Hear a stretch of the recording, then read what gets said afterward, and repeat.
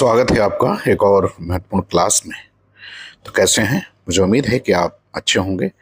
यदि आप UP JIC, GDC, UPHSC, TGT, PGT, BPSC, NET इन परीक्षाओं की तैयारी कर रहे हैं तो वीडियो आपके लिए बहुत महत्वपूर्ण है।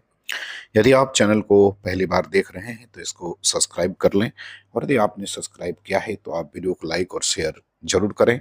तो चलिए शुरू करते हैं आज की क्लास। पहला सवाल कह रहा है कि कौन सा नारी पात्र ध्रुवस्वामिनी का नहीं है? ए कोमा, बी मंदाकिनी, सी ध्रुवस्वामिनी और डी देवसेना। तो आपको बताना है कि कौन सा इसमें से नारी पात्र जो है वो ध्रुवस्वामिनी से संबंधित नहीं है। तो वो नहीं है देवसेना, अर्थात विकल्प डी जो है इसका उत्तर क्या होगा, वो सही होगा। दूसरे सवाल पर आते हैं। दूसरा सवाल कह रहा है कि देवी जीवन विश्व की संपत्ति है। प्रमाद से, क्षणिक आवेश से या दुख की कठिनाइयों से उसे नष्ट करना ठीक तो नहीं। यह कथन प्रसाद जी के किस नाटक में है? ए चंद्रगुप्त, बी स्कंदगुप्त, सी ध्रुवस्वामिनी और डी अजात शत्रु। तो आपको दूसरे प्रश्न का उत्तर बताना है कि इसका सही उत्तर क्या होगा। तो इसका सही उत्तर विकल्प आपका सी हो जाएगा। ये ध्रुवस्वामिनी का कथन है। तीसरे सवाल पर आ रहे हैं। तीसरा सवाल कह रहा है कि राजनीति ही मनुष्यों के लिए सब कुछ नहीं है, राजनीति के पीछे नीति से भी हाथ न धो बैठो। यह कथन किसका किससे है? ए कोमा सकरात से, बी मिहिरदेव सकरात से, सी ध्रुवस्वामिनी रामगुप्त से और डी मंदाकिनी रामगुप्त से। तो आपको तीसरे प्रश्न का उत्तर बताना है कि इसका सही उत्तर जो है वो क्या होगा। तो सही हो जाएगा विकल्प ए सही होगा, कोमा का सकरात से। चौथे प्रश्न पर आते हैं। चौथा प्रश्न कह रहा है कि पुरुषों ने स्त्रियों को पशु संपत्ति समझकर उन पर अत्याचार करने का अभ्यास बना लिया है। वह मेरे साथ नहीं चल सकता। यह कथन किस पात्र के प्रति है?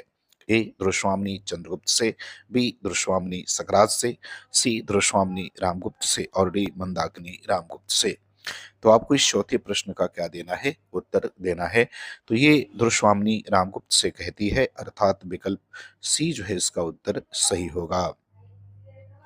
सवाल नंबर 5 पर आते हैं। 5 नंबर सवाल कह रहा है कि प्रसाद का कौन सा नाटक रंगमंचीयता एवं अभिनेता की दृष्टि से सर्वाधिक उपयुक्त है? ए चंद्रगुप्त, बी स्कंदगुप्त, सी अजातशत्रु और डी ध्रुवस्वामिनी। तो आपको पांचवें सवाल का उत्तर बताना है कि रंगमंचीयता की दृष्टि से कौन सा नाटक जो है वो उपयुक्त है। तो नाटक इनका अजातशत्रु जो है वो उपयुक्त है। तो विकल्प सी उत्तर इसका क्या होगा, वो सही हो जाएगा। सवाल नंबर 6वें पर आते हैं। 6वां सवाल कह रहा है कि इनमें से कौन सा पात्र चंद्रगुप्त नाटक का नहीं है? ए सिंहरण, बी अलका, सी चाणक्य और डी मेहरदेव। तो 6वें का उत्तर बताना है कि सही उत्तर क्या होगा, कि कौन सा पात्र जो है वो चंद्रगुप्त नाटक का नहीं है। तो चंद्रगुप्त नाटक का जो पात्र इसमें नहीं है वो विकल्प डी हो जाएगा, मेहरदेव इसका पात्र नहीं है। अब आते हैं 7वें सवाल पर। 7वां सवाल क्या कह रहा है? कह रहा है कि आर्य क्रियाओं का लोप हो जाने से इन लोगों को वृषलत्व मिला। वस्तुतः ये क्षत्रिय हैं। यह कथन किस नाटक का है? ए स्कंदगुप्त, बी जन्मेजय का नागयज्ञ, सी चंद्रगुप्त और डी विशाख। तो 7वें प्रश्न का उत्तर बताना है कि ये किस नाटक से लिया गया है। तो ये चंद्रगुप्त नाटक का कथन है। विकल्प सी उत्तर इसका क्या होगा, वो सही हो जाएगा। अब आते हैं सवाल नंबर 8 पर। 8 नंबर सवाल में कह रहा है कि प्रसाद जी की इन कृतियों को रचना काल के आरोही क्रम में व्यवस्थित कीजिए। ए कह रहा है एक घूंट जन्मेजय का नागयज्ञ अजात शत्रु चंद्रगुप्त, बी कह रहा है अजात शत्रु जन्मेजय का नागयज्ञ एक घूंट चंद्रगुप्त, सी कह रहा है चंद्रगुप्त एक घूंट अजात शत्रु जन्मेजय का नागयज्ञ और डी कह रहा है कि जन्मेजय का नागयज्ञ चंद्रगुप्त एक घूंट और अजात शत्रु। तो आपको बताना कि कौन सा क्रम जो है इसमें क्या होगा, वो सही हो जाएगा। तो देखिए विकल्प बी जो है इसमें क्या होगा, वो आपका सही होगा। 22 अजातशत्रु, जन्मेजय का नागयज्ञ 26 और एक घूंट 30 और चंद्रगुप्त का प्रकाशन 31 में हुआ है। सवाल नंबर 9 पर आते हैं। 9 नंबर सवाल में कह रहे कि अंधेर नगरी का पात्र नहीं है। ए गोवर्धन, बी नारायण, सी राजा और डी जुनेजा।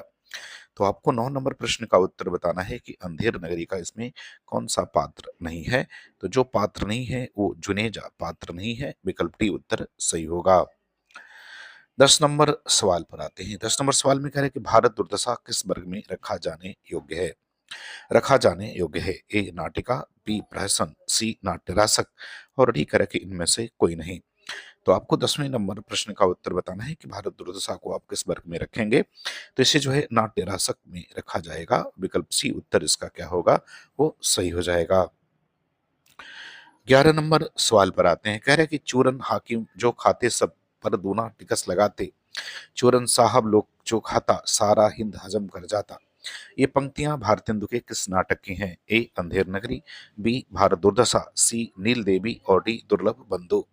तो आपको 11 नंबर प्रश्न का उत्तर बताना है कि इसका सही उत्तर जो है वो क्या होगा। तो इसका सही उत्तर विकल्प आपका ए हो जाएगा, ये अंधेर नगरी से है। बात करते हैं सवाल नंबर 12 की। 12 नंबर सवाल में कह रहे हैं कि इनमें से कौन सी विशेषता प्रसाद के नाटकों की नहीं है? ए कह रहे हैं कि प्रसाद के नाटक ना सुखांत हैं ना दुखांत हैं, अपितु वे प्रसादांत हैं। बी कह रहे हैं कि प्रसाद के नाटकों में भारतीय एवं पाश्चात्य नाट्य कला का समन्वय है। सी कह रहा है कि प्रसाद के नाटकों में गीत योजना की गई है और डी कह रहा है कि प्रसाद के नाटकों में अंग्रेजी शासन का विरोध है। तो आपको बताना कि कौन सा कथन इसमें से सही नहीं है। तो डी विकल्प जो है वो सही नहीं है सवाल नंबर 12 का। अब 13 नंबर सवाल पर आते हैं। कह रहा है कि अरुणय यह मधुमेह देश हमारा, यह गीत प्रसाद के किस नाटक में है? ए चंद्रगुप्त, बी स्कंदगुप्त, सी ध्रुवस्वामिनी और डी आजाद शत्रु। तो 13 नंबर प्रश्न का उत्तर बताना है कि सही उत्तर क्या होगा। तो सही उत्तर विकल्प आपका ए हो जाएगा, ये चंद्रगुप्त से।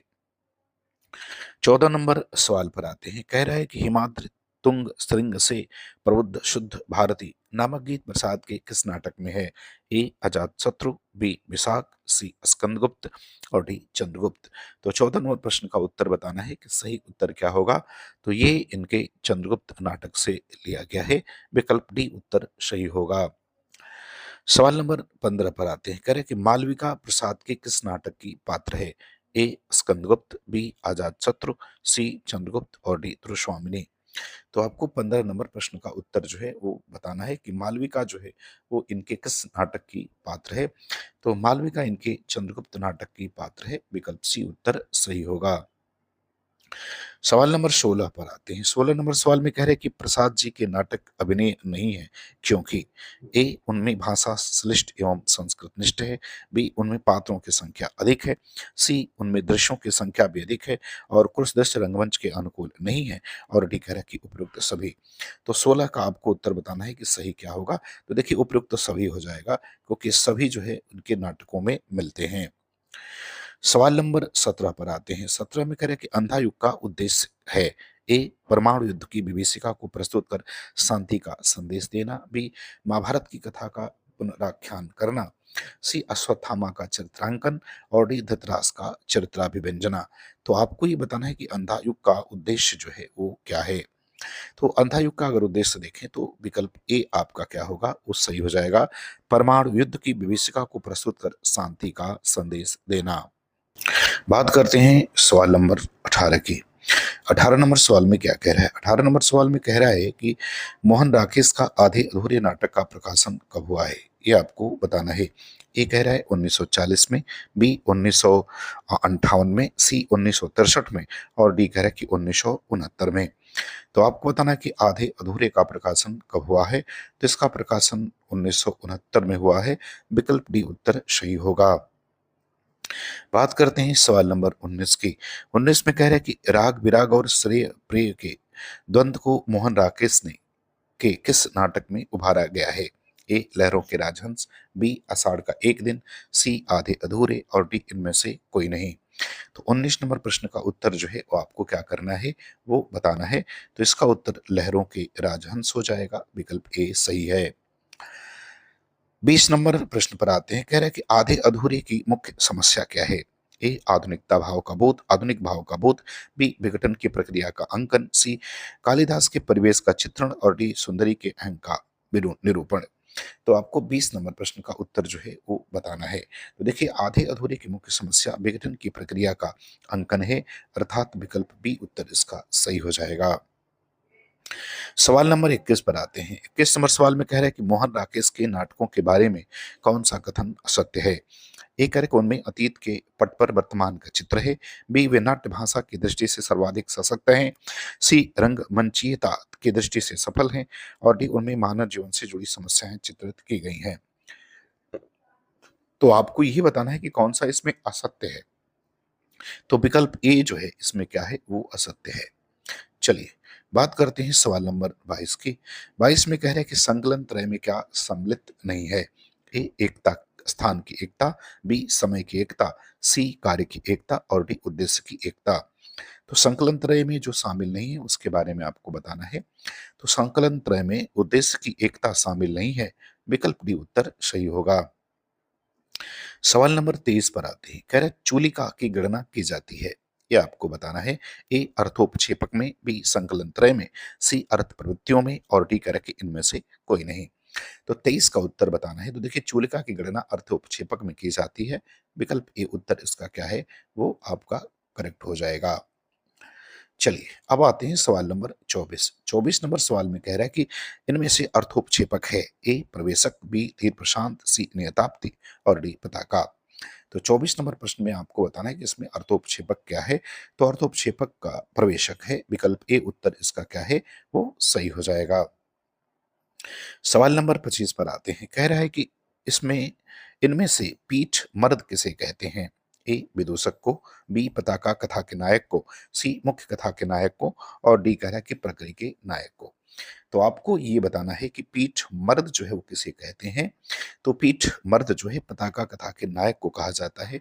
विकल्प बी इसका उत्तर सही होगा।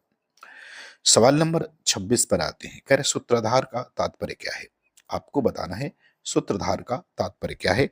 ए पर्दा खींचने वाला। बी संगीताचार्य। सी निर्देशक। और डी पटकथा लेखक।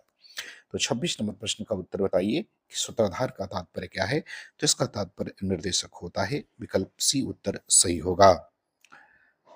चलिए अब आते हैं सवाल नंबर 27। कह रहे हैं हिंदी का पहला नाटक है, ये आपको बताना है। आसान सा प्रश्न है। ए अभिमन्यु। बी रणधीर प्रेम मोहिनी। सी नहुष। और डी अंधेर नगरी। तो आपको बताना है हिंदी का पहला नाटक कौन है इसमें। तो वो नाटक नहुष है। विकल्प सी जो है उत्तर इसका सही हो जाएगा। सवाल नंबर 28 पर आते हैं। 28 नंबर सवाल में कह रहे हैं कि आचार्य रामचंद्र शुक्ल के निबंधों की भाषा में कौन सी विशेषता उपलब्ध होती है? ए शुद्धता एवं साहित्यिकता। बी व्याकरण सम्मत वाक्य विन्यास। सी समास बहुलता एवं लाक्षणिकता। और डी कह रहा है कि ये सभी। तो आपको 28 नंबर प्रश्न का उत्तर जो है वो क्या करना है, बताना है। तो ये सभी जो है ये शुक्ल के निबंध में मिलते हैं। तो विकल्प डी उत्तर सही होगा। अब आते हैं सवाल नंबर 29। 29 में कह रहे हैं कि साहित्य सहचर के लेखक कौन है, ये बताना है। ए नंदुलारी वाजपेयी। बी आचार्य हजारी प्रसाद द्विवेदी। सी नामवर सिंह। और डी रामविलास शर्मा। तो आपको 29 नंबर प्रश्न का क्या करना है, उत्तर बताना है। तो 29 नंबर प्रश्न का उत्तर विकल्प बी हो जाएगा, आचार्य हजारी प्रसाद द्विवेदी। अब आते हैं सवाल नंबर 30 पर। 30 नंबर सवाल में कह रहा है कि गद्य में रचित वह साहित्यिक रचना जिसमें प्रबंध के रूप में विचारों का रोगचर गुफन हो, यह कथन किस रचना से उद्धृत है? ए कविता क्या है। बी त्रिशंकु। सी कछुआ धर्म। और डी संक्षिप्त हिंदी सागर में निबंध। तो आपको बताना है कि ये किससे लिया गया है। तो ये लिया गया है संक्षिप्त हिंदी सागर में निबंध। विकल्प डी जो है इसका उत्तर क्या होगा, वो सही हो जाएगा। तो मुझे उम्मीद है कि वीडियो आपको पसंद आएगी। आपको अच्छा लगे तो आप चैनल को सब्सक्राइब जरूर करें। पूरा वीडियो देखने के लिए आपका बहुत बहुत धन्यवाद।